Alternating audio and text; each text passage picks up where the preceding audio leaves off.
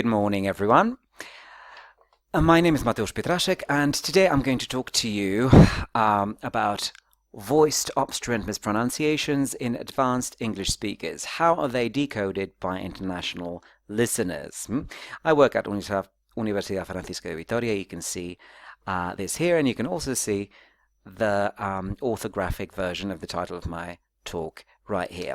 Before we move on any further, this first slide, let's just take a listen. When does the church like the late plane? So I hope they understood him or not. We're going to come back to this later. We're going to reveal what the person said and why this is relevant to this study. Why is pronunciation relevant? Well, pronunciation is relevant because that's the first layer of language, so to say, and people like to talk about this. Okay, I'm personally a pronunciation fan, phonetics and phonology geek. But it is true that accents in general cause a lot of, controversy, may cause a lot of controversy from time to time. Now, the contents of this speech, so before we go to number 3, so that's result, and before we analyze the intelligibility breakdowns, we're going to introduce the English and Spanish obstruents. We're going to talk about English lingua franca for a brief moment. We're going to talk about the lingua franca core. Then we're going to introduce the study. And then we're going to go over the results, and we're just going to briefly conclude. So just to introduce, okay, we're going to take a look at first at the Spanish stop system. As you know, the Spanish voiceless stops are not aspirated. We're not talking about them today. And then Spanish also has these voiced equivalents. And although they have, the stop, allophones, most of the time they're not actually stops. They're approximants, spirant, approximants.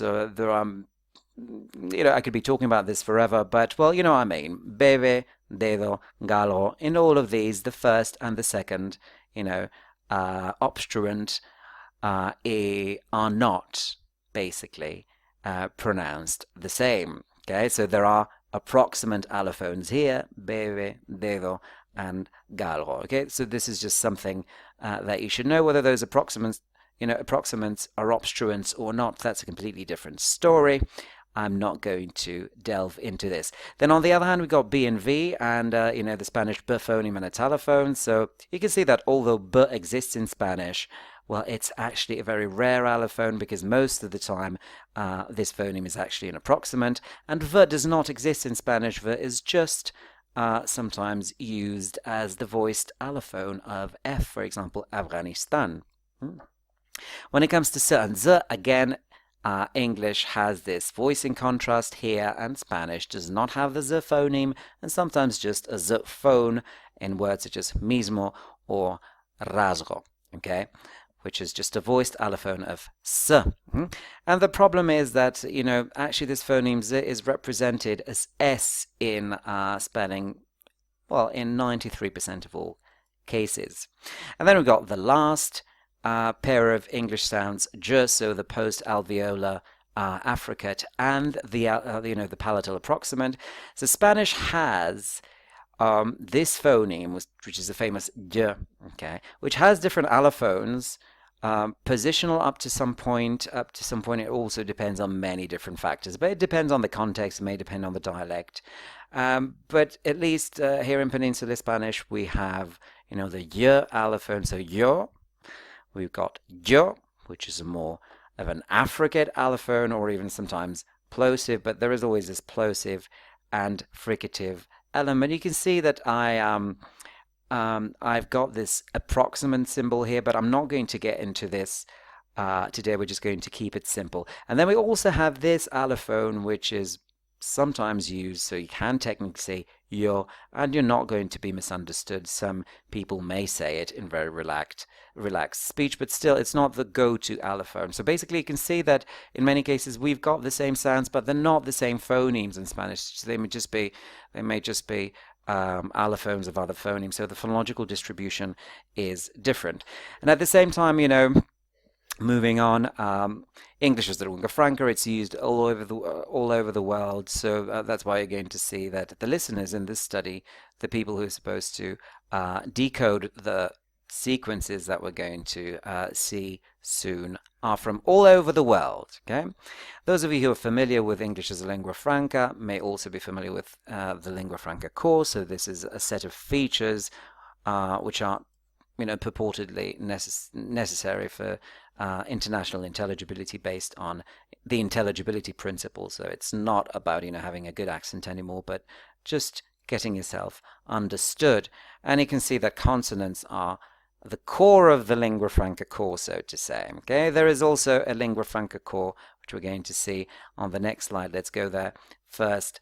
For Spanish speakers, so well, here you've got those phonemes that we're going to talk about today. Well, I don't have time to dwell on it, but well, just a word on intelligibility. The way it's perceived, there is construed in this study, is just the phonological decoding of a word or an utterance. Okay, so we're going to see that I've tried to eliminate all possible context. And obviously there is a lot of research on the different difficulties that Spanish people may have when pronouncing English, but we're not going to go.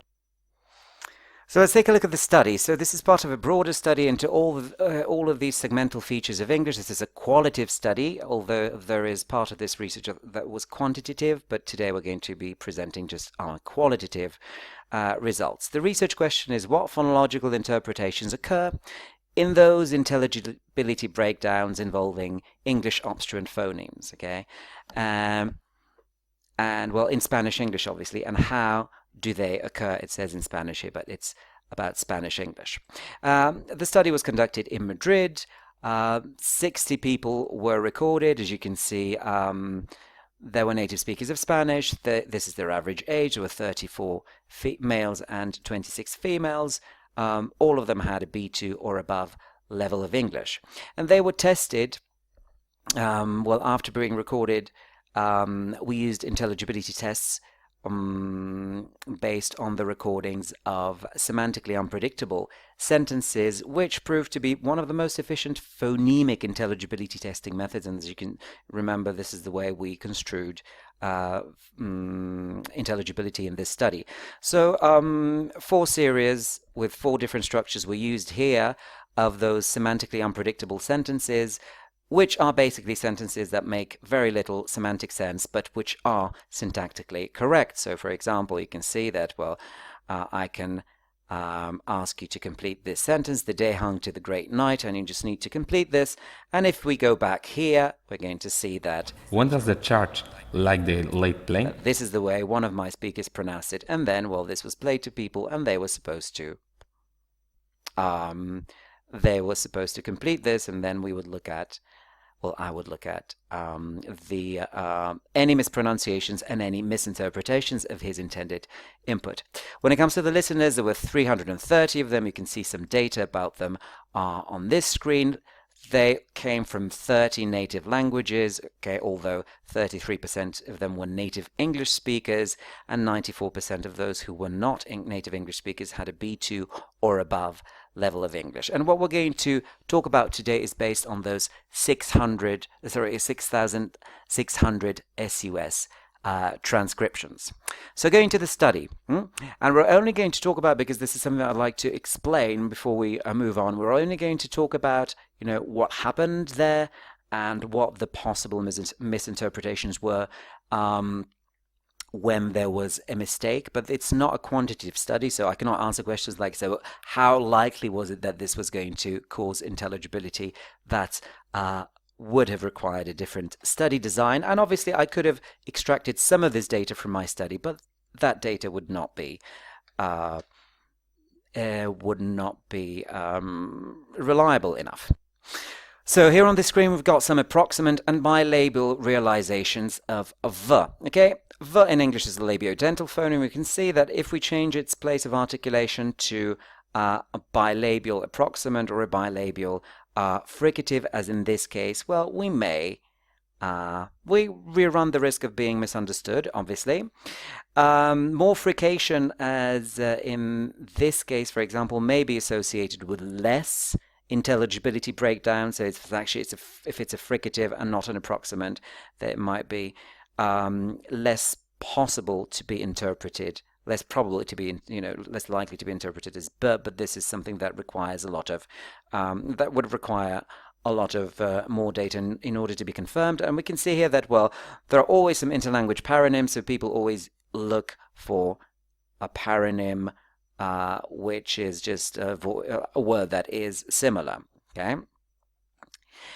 When it comes to the bilabial plosive realizations of the, because that also happened, those are bound to be obviously, understood as b. So if you say bet for that, they're going to be understood like this, okay?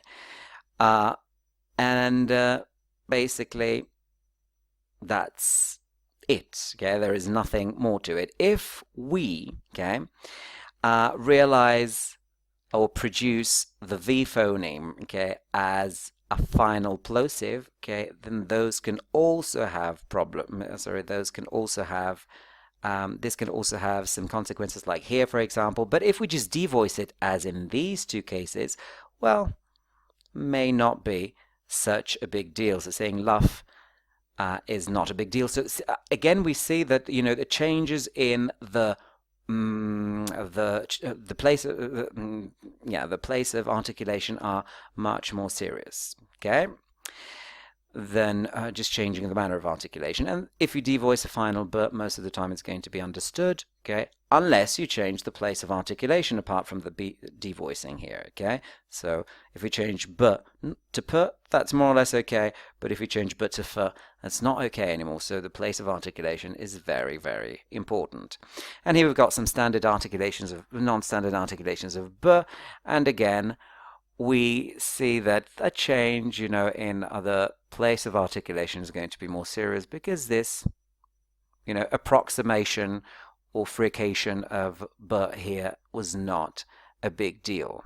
When it comes to z, so fully voiceless articulations of z are most of the time going to be interpreted as s. Obviously, if there are paronyms, people may, repair their, the faulty input to a z if there is nothing else that occurs to them, okay, or depending on the context. But if not, well, they're just going to be left with their s words, okay? Even, when partially voiced, z may cause trouble, okay? So it needs to be pronounced fully voiced in order to be interpreted as fully voiced. And then we come to the last one, okay, which is j. And we can see that, again, if we change the place of articulation, that's going to be a problem. The manner is not such a big problem, okay, but the place is, okay. So here, for example, you can see that we've got the y, the approximant. If we change its manner of articulation, we pronounce it slightly more fricative, it's still going to be understood. But if we change it for another phoneme, if we change the place of articulation, then obviously it's not going to be understood. So what conclusions can we draw from all this? So obviously, this research can give speakers and teachers a more structured idea of what mispronunciations may actually result in, because we've got loads of anecdotal evidence, but we've got some actual numbers here, which may be a nice indicator. It also shows that all mispronunciations may cause intelligibility, okay, which, in the case of, obstruent consonants, although we didn't deal with voiceless obstruents, so that means that the basic LFC, well, the lingua franca core premise is valid, okay, that we should also be careful about the allophones, because although they're permitted, well, we shouldn't, use those allophones which might be similar to, to other English phonemes, because that's where the the danger lies.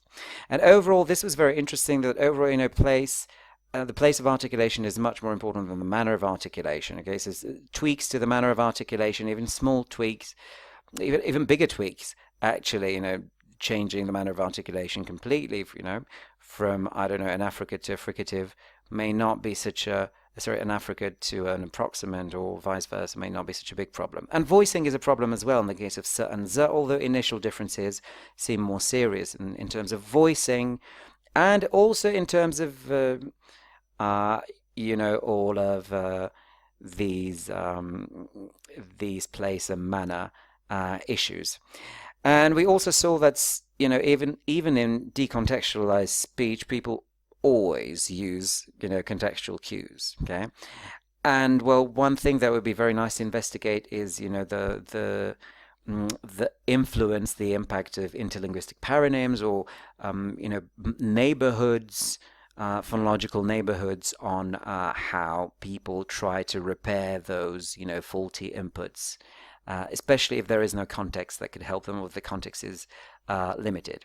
So these are some future research avenues. Thank you very much for your attention. I'm waiting for your questions in the comments. Okay, bearing in mind that I could actually say fairly little in this short time. Thank you very much.